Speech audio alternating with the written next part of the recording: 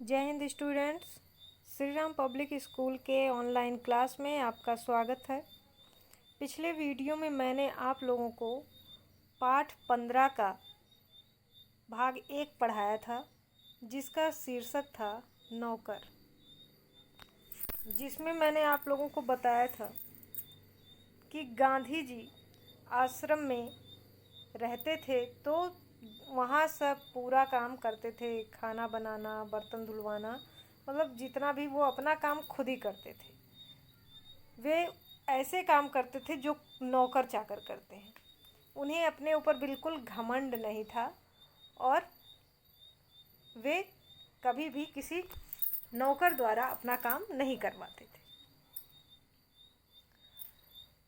एक बार तो वे बर्तन भी खुद ही धुलने लगे थे, लेकिन उन्हें मतलब जो बड़े बड़े पतीले थे उसको धुलने का काम कर रहे थे। तब तक कस्तूरबा आती हैं और उन्हें रोक देती हैं कि नहीं, ये काम आपका नहीं है, इसको करने के लिए और लोग भी हैं।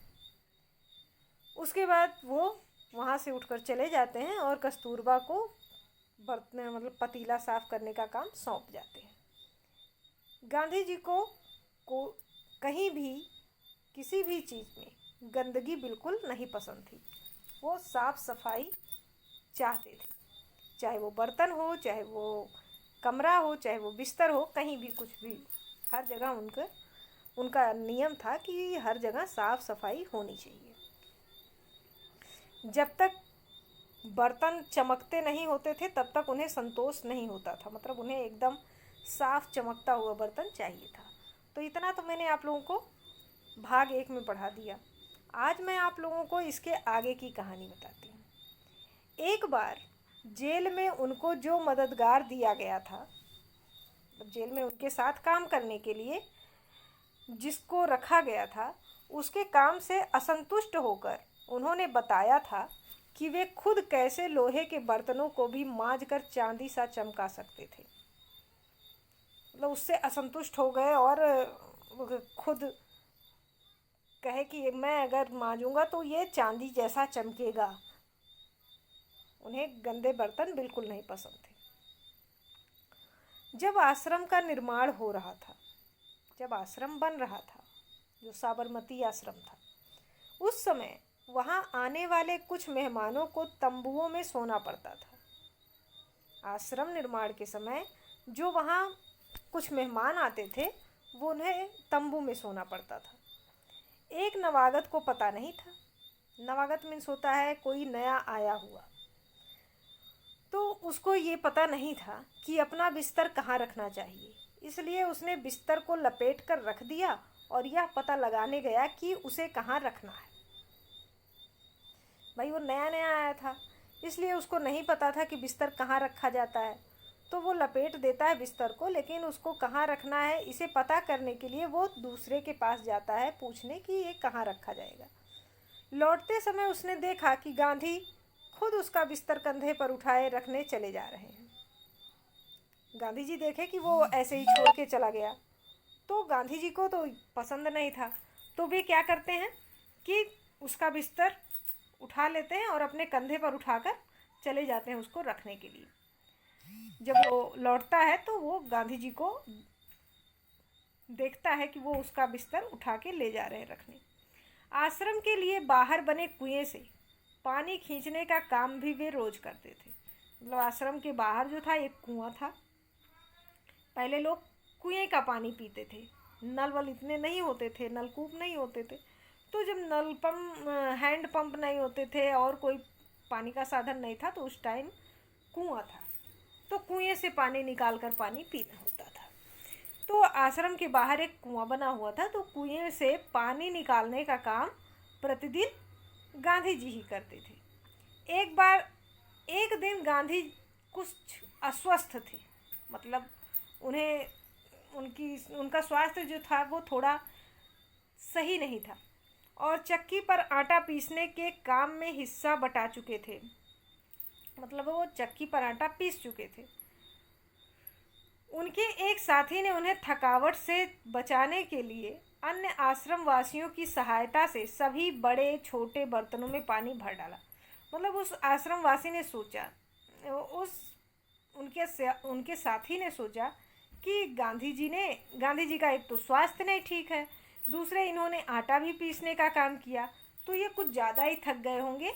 तो क्या करते हैं, हम लोग मिलकर पानी भरने का काम कर लेते हैं। तो जितने भी बर्तन थे, बड़े छोटे, सब मिलकर पानी भर डालते हैं। गांधी को यह बात पसंद नहीं आई, मन में कुछ ठेस भी लगी। गांधी जी को ये बात बहुत बुरी लगी, बहुत ख़राब लगी कि मैं जो काम करता था उसको ये लोग कर डाले। उन्होंने बच्चों के नहाने का एक टब उठा लिया। बच्चे जिसमें नहाते थे उस टब को वो ले लेते हैं और कुएं से उसमें पानी भरकर टब को सिर पर उठाकर आश्रम में ले आए। मतलब वो अपना काम जो करते थे उन्हें करना ही है, उनका मन नहीं मानता था बिना काम किए हुए, और अगर उनका काम कोई और कर देता था तो उन्हें अच्छा भी नहीं लगता था। तो क्या करते हैं कि वो बच्चों के नहाने का टब उठा लेते हैं और जा करके कुएं से पानी भरकर उस टब में ले आते हैं सर पर रखकर। बेचारे कार्यकर्ता को बहुत पछतावा हुआ। जो काम किया था पानी भरने का, उसको बहुत ज़्यादा ही पछतावा हुआ कि मैं फालतू में इतना पानी भर दिया। मैंने तो सोचा था कि मतलब अच्छा होगा, लेकिन ये तो मैंने बहुत गलत कर दिया।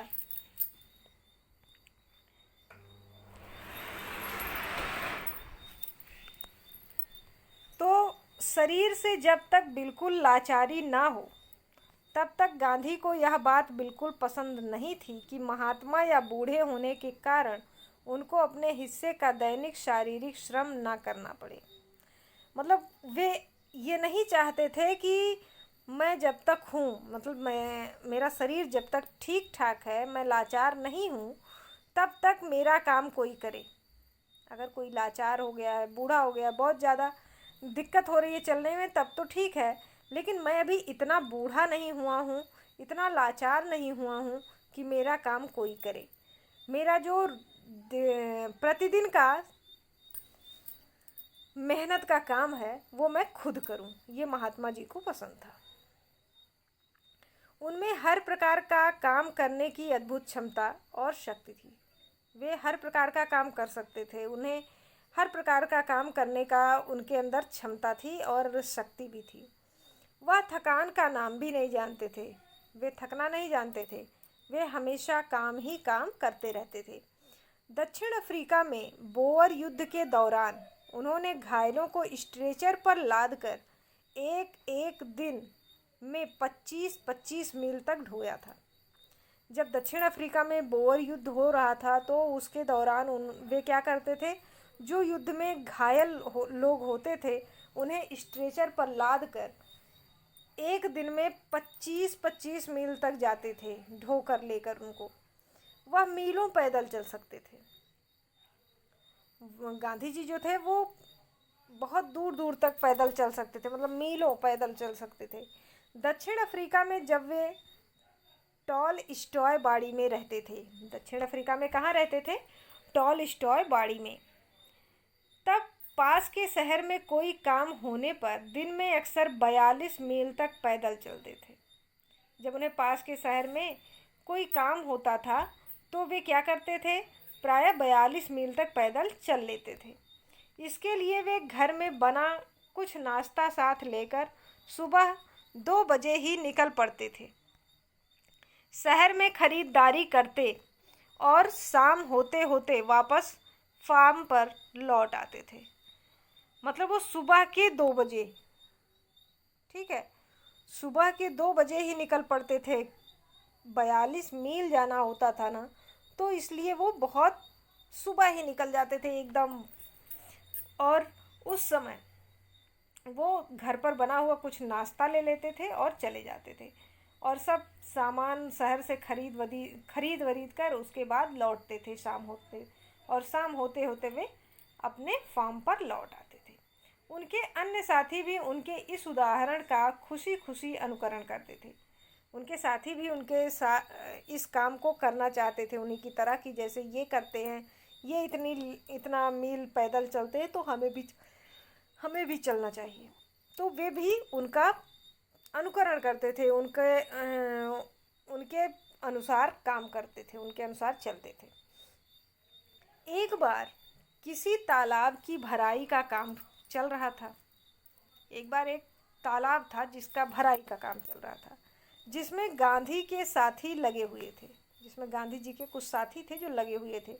एक सुबह काम खत्म करके वे लोग फावड़े, कुदाल और टोकरियां लिए जब वापस लौटे तो देखते हैं गांधी ने उनके लिए तस्तरियों में नाश्ते के लिए फल आदि तैयार करके रखे हैं। गांधी जी जानते थे कि मतलब हम, मेरे जो साथी हैं वो काम कर रहे हैं, सुबह से लेकर इतने समय तक काम कर रहे हैं, तो वो क्या करते हैं कि जब वे सब लौटते हैं तो ये पूरा तैयारी कर लेते हैं नाश्ते की, और प्लेट में, तस्तरी यानी प्लेट में नाश्ते के लिए फल वल तैयार करके रख देते हैं।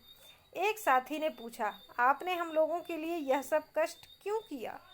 एक साथी उनसे पूछता है गांधी जी से कि आपने ये क्यों किया, हम लोगों के लिए इतना कष्ट क्यों उठाया? क्या यह उचित है कि हम आपसे सेवा कराएं? वो कहता है कि क्या ये सही बात है कि हम आपसे सेवा कराएं? गांधी ने मुस्कुराकर उत्तर दिया। क्या उत्तर दिया? क्यों नहीं, मैं जानता था कि तुम लोग थके मांदे लौटोगे। तुम्हारा नाश्ता तैयार करने के लिए मेरे पास खाली समय था। गांधी जी हंसते हुए, मुस्कुराते हुए उत्तर देते हैं, बताते हैं उससे कि क्यों नहीं मैं कर सकता तुम लोगों की सेवा। मुझे पता था कि तुम लोग थक जाओगे, इतना काम कर रहे हो, थक कर लौटोगे तो तुम्हारे लिए नाश्ता तैयार करना होगा। तो मेरे पास खाली समय था, इसलिए मैंने तुम लोगों के लिए नाश्ता तैयार कर दिया। दक्षिण अफ्रीका में रहने वाले भारतीयों के जाने माने नेता के रूप में गांधी भारतीय प्रवासियों की मांगों को ब्रिटिश सरकार के सामने रखने के लिए एक बार लंदन गए। गांधी जी क्या थे कि भारतीयों के जाने माने नेता थे। तो दक्षिण अफ्रीका में जो लोग रहते थे भारतीय, उनके लिए वे क्या करते हैं कि उनकी मांगों के लिए वो ब्रिटिश सरकार के सामने उनका प्रस्ताव रखने के लिए एक बार लंदन जाते हैं। वहाँ उन्हें भारतीय छात्रों ने एक शाकाहारी भोज में निमंत्रित किया। जब वे लंदन पहुँचे तो क्या करते हैं कि कुछ वहाँ पे भारतीय छात्र थे, उन्हें निमंत्रण देते हैं गांधी जी को। किस तरीके के भोज पे? शाकाहारी भोज पे। शाकाहारी थे तो शाकाहारी भोजन देने के लिए उन्हें निमंत्रण दिए। छात्रों ने इस अवसर के लिए स्वयं ही शाकाहारी भोजन तैयार करने का निश्चय किया था। जितने छात्र थे वो बहुत खुश थे कि आज गांधी जी आ रहे हैं तो उनके लिए शाकाहारी भोजन बनाना है। तो सब कहते हैं कि हम लोग आपस में मिलकर ही शाकाहारी भोजन तैयार करेंगे। तीसरे पहर 2 बजे एक दुबला पतला और छरहरा आदमी आकर उनमें शामिल हो गया और तस्तरियां धोने, सब्जी साफ करने और अन्य छुटपुट काम करने में उनकी मदद करने लगा।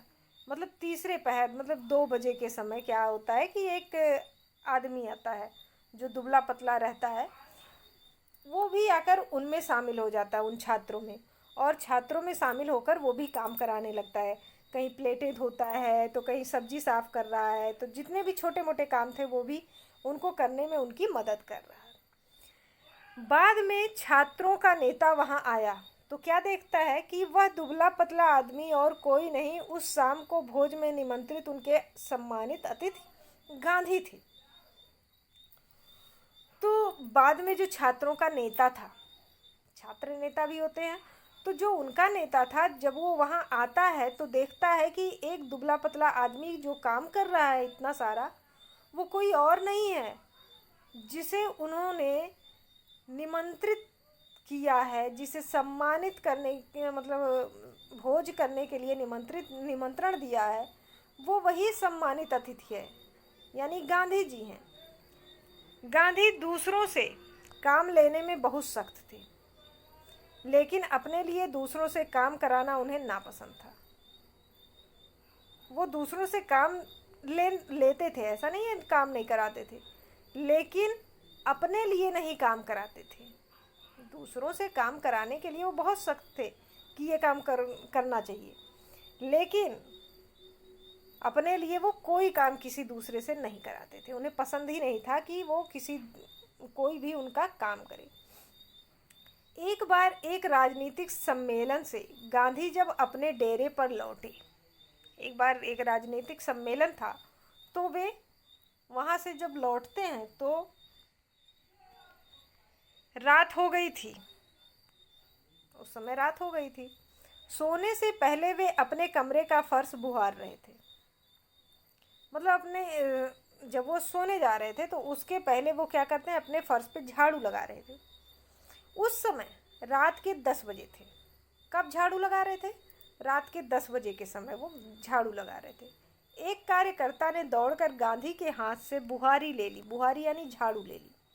क्या करता है, एक कार्यकर्ता जाता है और गांधी जी के हाथ से झाड़ू ले लेता है।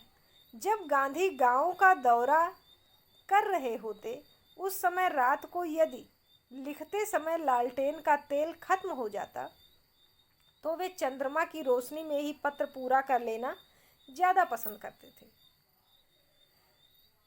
जब गांधी जी गांवों का दौरा करते और उस समय रात को यदि कुछ लिखते रहते, कोई पत्र वत्र लिखते रहते, और मान लो उस समय लालटेन, जो पहले लाइट वाइट तो रहती नहीं थी, पहले बिजली का समय नहीं था, लाइट का समय नहीं था, तो उस समय क्या जलाया जाता था? लालटेन जलाया जाता थी, दीपक जलाया जाता था।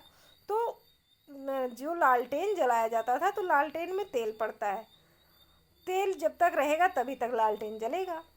तो जब गांधी जी लिखते और मान लो लिखते समय लालटेन का तेल खत्म हो जाता तो वे क्या करते थे, चंद्रमा की रोशनी में चले जाते थे और वहीं जाकर अपना पत्र पूरा कर लेते थे।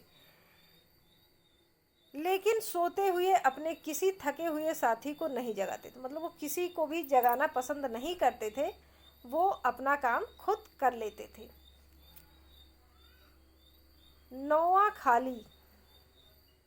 नौवाखाली पदयात्रा के समय गांधी ने अपने शिविर में केवल 2 आदमियों को ही रहने की अनुमति दी।